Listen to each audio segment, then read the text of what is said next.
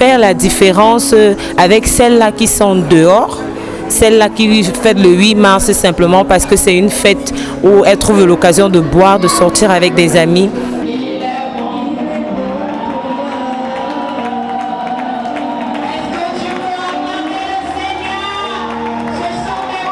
C'est tout simplement parce que nous célébrons la femme, la mère de l'humanité.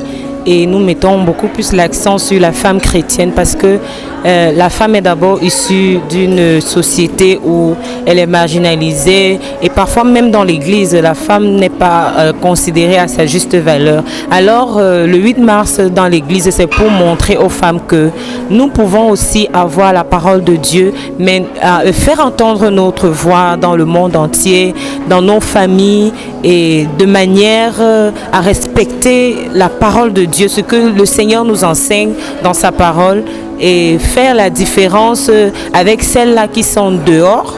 Celle-là qui fête le 8 mars simplement parce que c'est une fête où elle trouve l'occasion de boire, de sortir avec des amis. Mais à l'église, ce n'est pas la même chose. Le 8 mars, c'est quelque chose de plus profond. C'est un moment de sensibilisation. C'est un moment où on éduque spirituellement et même socialement. Ce n'est pas une fête chrétienne. Mais je veux dire pour autant que toute occasion est bonne pour prêcher la parole. Nous utilisons les armes que le gouvernement nous donne pour pouvoir toucher toute couche de société en ce qui concerne les femmes, les Bayam Selam, les femmes d'affaires, les femmes de droit et toutes sortes de femmes pour les dire que là où vous êtes un instrument entre les mains du Seigneur. Le Seigneur vous appelle à le servir dans tout ce que vous faites. On n'a pas besoin de déclarer que ce soit une fête chrétienne pour que toi, femme, tu puisses annoncer l'évangile à une autre femme dans ton domaine d'expertise. Je dirais que la différence entre le 8 mars qui se passe dehors et le 8 mars de l'église, c'est que à l'église, nous menons des activités vraiment qui ont trait au Seigneur. Nous sommes dans la maison de Dieu et tout ce que nous faisons, nous essayons d'œuvrer pour l'avancement de l'œuvre de Dieu pour la femme chrétienne. La femme chrétienne ne passe pas le 8 mars comme la femme mondaine dans les bars, peut-être en train de danser dans la rue. On les retrouve dans les rigoles au matin parce qu'elles ont saoulé. Mais nous passons le 8 mars à l'église dans la présence de Dieu. Toutes les activités que nous menons, c'est pour l'édification de la femme.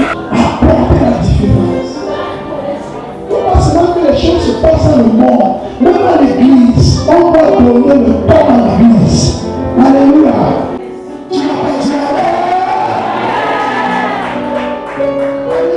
Vraiment, tous mes encouragements aux dames de la Cité des Rois pour cette clôture des activités relatives à la fête de la femme au Cameroun. C'est vraiment une innovation de la part de l'Église. On ne doit pas être à l'écart, mais on doit faire à notre manière, on ne doit pas faire comme les autres.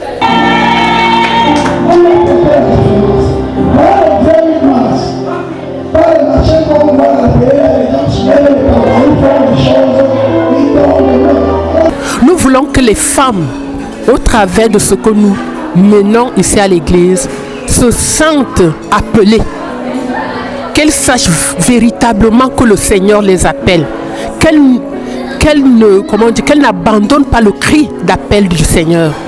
Parce que généralement, on a l'impression que certains comportements des femmes, dans l'impudicité ou autre, c'est parce qu'elles oublient, qu'elles refusent même de recevoir l'appel, de ressentir ce que l'Esprit leur dit en leur moi profond. Nous voulons vraiment que, à travers ces mouvements, ces activités qui ont été menées, que la femme soit transformée dans le vécu quotidien.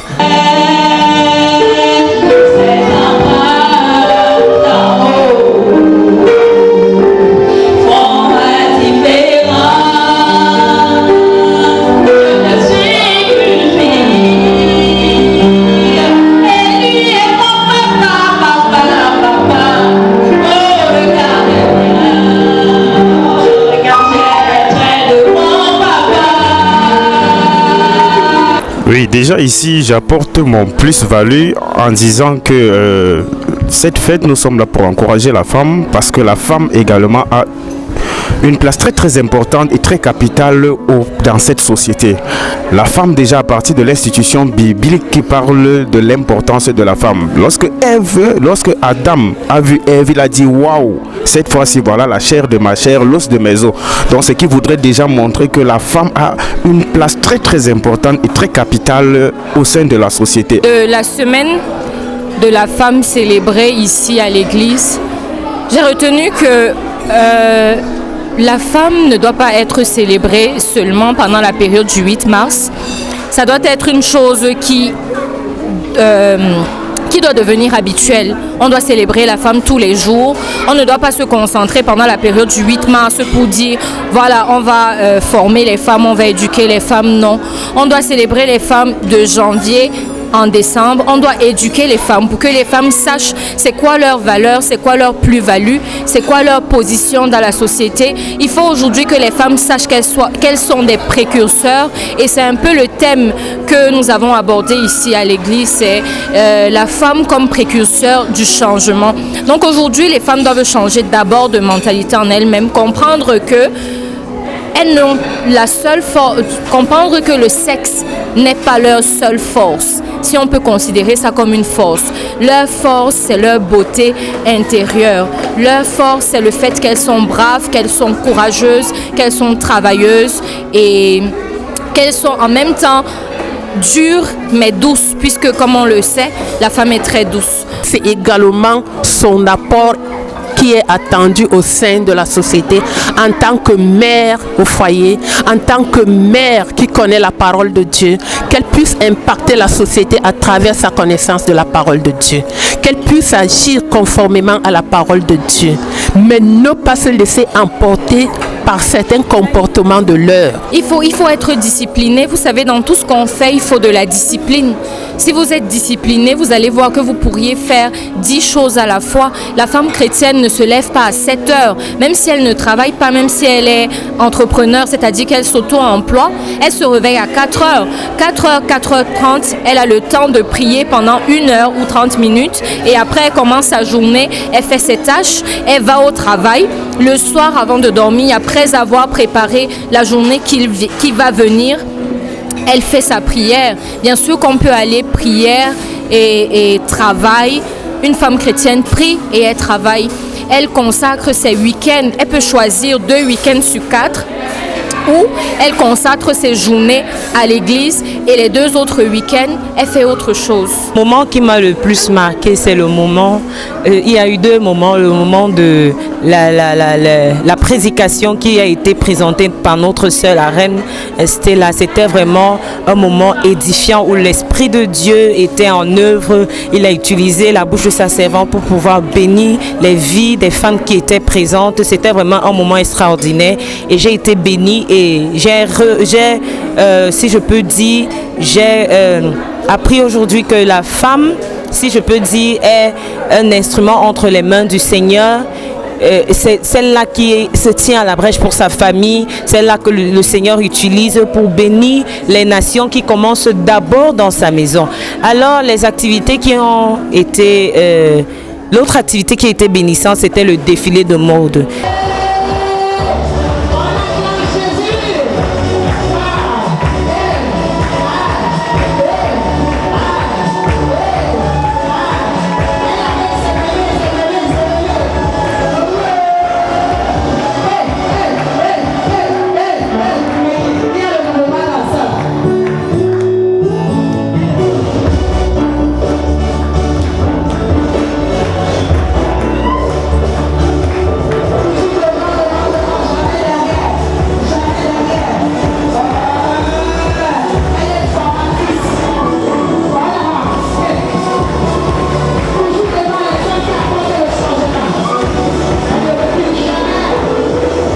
J'ai beaucoup aimé parce que les femmes de la Cité des Rois sont des femmes entrepreneuses. Elles ne restent pas à la maison à ne rien faire. Elles cherchent leur gagne-pain. Et je voudrais dire aussi que la journée de la femme ici à la Cité des Rois, ce n'est pas seulement une célébration, mais c'est un moment pour sensibiliser les femmes. Pour dire que la femme chrétienne n'est pas seulement celle-là qui vient à l'église du lundi à dimanche. elle passe son temps à prier et lire la parole de Dieu. Non, la femme vertueuse, c'est celle-là qui bâtit la maison, comme la parole de Dieu le dit. Et c'est ce que nous avons vu aujourd'hui, la femme entrepreneuse, la femme prieuse, la femme intercesseuse et la femme qui occupe son temps avec des diverses activités, mais qui se tient aussi à la brèche. La fête est essentiellement le ciel. Au ciel, on fêtera, il y aura la fête essentiellement au ciel. Ça veut dire qu'on peut fêter sans débauche. Je pense que c'est dans ce cadre-là que les femmes de cette assemblée se sont inscrites. On n'est pas obligé d'aller boire au bar, se déshabiller, danser en vrac, ou alors faire des analyses sur le thème qui prêtent à confusion, qui tendent à mettre l'homme au même niveau que la femme. Parce qu'en fait, dire la fête du 8 mars, c'est trop dire. Normalement, le 8 mars, c'est pour la revendication des droits de la femme. Maintenant, les femmes ont transformé ça en fête. Ce n'est pas une fête en tant que telle. Donc, dans le Seigneur, nous essayons de voir quels sont les droits de la femme, quelles sont ses limites, qu'est-ce que la femme chrétienne, comment elle peut entretenir son foyer, comment elle peut élever ses enfants, comment elle peut œuvrer dans la maison de Dieu. Et en fait, c'est ça la différence.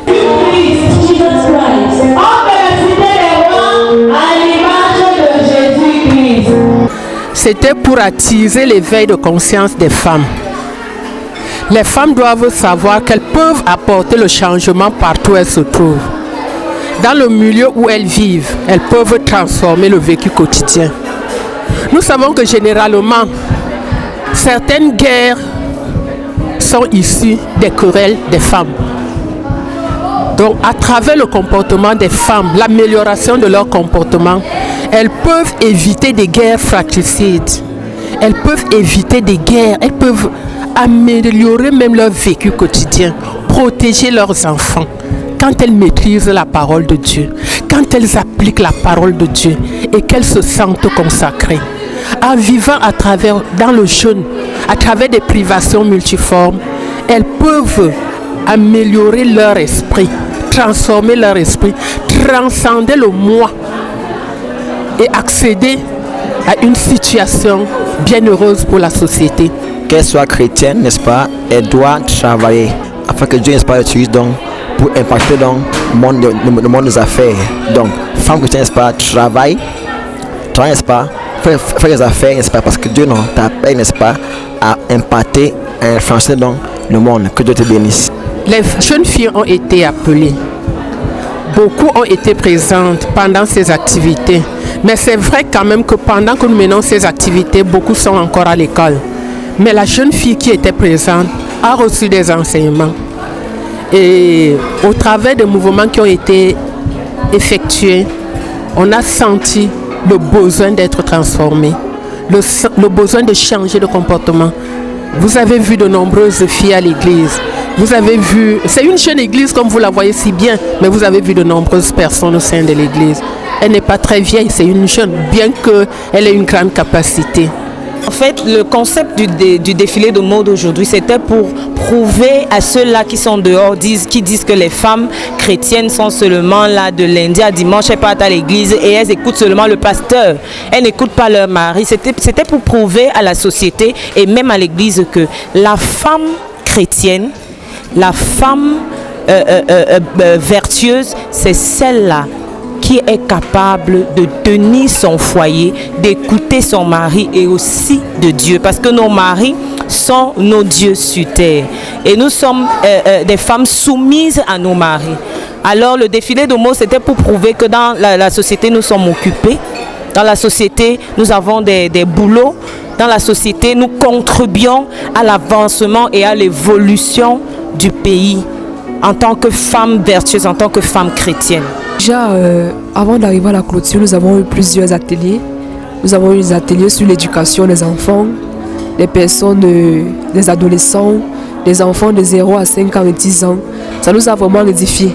Et en ce qui concerne mon couloir plus précisément, j'ai voulu que la femme sache qu'elle ne doit pas avoir peur de porter plainte. Mais ce que je peux dire, c'est que la femme chrétienne, la Bible ne dit pas que la femme chrétienne ne doit pas porter plainte. Au contraire, le Seigneur dans la Bible nous parle des magistrats, il nous parle des avocats, il nous parle des procureurs.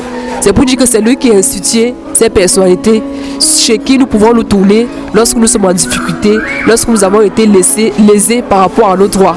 Alors la femme chrétienne et la femme sociale, tous deux ont le droit de porter plainte, ont le droit de se plaindre devant l'autorité judiciaire. Parce qu'on se rend compte de nos jours que les hommes en général, ont peur de porter plainte, soi-disant, c'est très coûteux, les lenteurs judiciaires.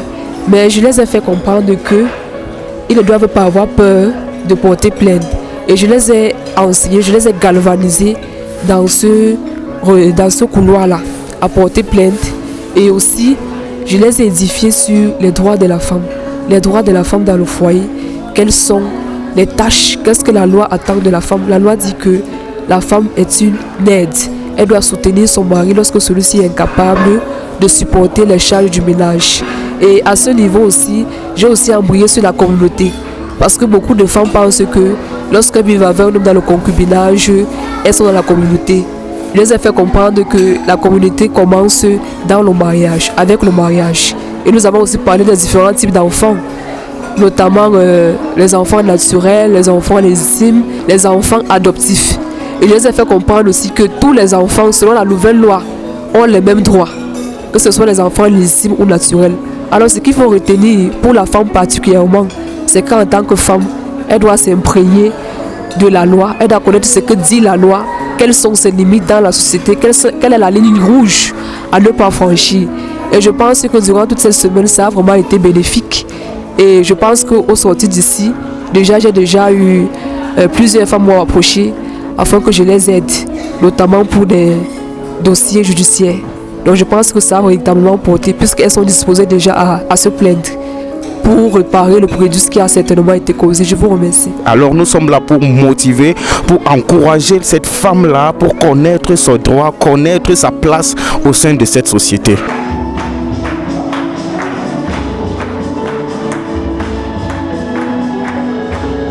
La semaine du 8 mars, c'est très bien déroulé à l'église à Cité des Rois. C'était un moment vraiment extraordinaire. C'est vrai que ça n'a pas été facile de mobiliser les différentes femmes. Certaines sont très occupées, mais elles ont quand même fait l'effort de se déplacer. Nous avons eu des ateliers sur le droit, des ateliers sur la santé, des ateliers sur le e-commerce, c'est-à-dire le commerce en ligne. Et nous avons été beaucoup bénis parce que nous remarquons que les femmes, très souvent, elles sont à la maison et ne font rien, alors qu'elles ont des armes dans leurs mains qu'elles peuvent utiliser pour prendre soin d'elles. Elles n'ont pas toujours besoin de partir vers leur mari pour demander quelque chose. Elles peuvent prendre les initiatives et prendre soin d'elles et de leur famille. Donc c'est ce que nous avons vu pendant toute la semaine du 8 mars et c'était un moment vraiment bénissant. Quoique certaines ne sont pas très disponibles, mais nous avons fait l'effort et nous avons été beaucoup bénis. La cérémonie de clôture était juste waouh. La salle était colorée, comme vous pouvez voir, nous sommes habillés en 8 mars de la façon des reines de la Cité des Rois. On a décidé de célébrer le 8 mars, mais avec d'autres couleurs, avec d'autres idées, avec un autre esprit qui va révolutionner le monde, si je puis me permettre. Le 8 mars, aujourd'hui, c'était vraiment notre 8 mars. C'était beau, c'était excellent. Celles qui n'ont pas vraiment été là, vous avez beaucoup raté. Nous avons fêté le 8 mars dans cette assemblée et nous n'avons pas dérogé à la volonté divine. Nous ne sommes pas éloignés de cela. Donc parler de différence revenait essentiellement à faire une opposition, mais je pense qu'il ne s'agit pas d'une opposition, je parlerai de complémentarité, bien d'exemple. Donc c'est comme ça qu'on devrait faire les choses, de mon point de vue. Bien est total par rapport à l'initiative et je pense que les éditions prochaines seront meilleures. En tant que chrétienne, ce que moi j'ai gagné durant cette semaine de la femme, c'est que on nous a appris comment éduquer l'enfant selon Christ. On nous a également appris comment tenir son foyer, comment supporter son foyer dans la prière, comment porter même la charge de son mari sans toutefois lui faire comprendre, sans toutefois le titiller.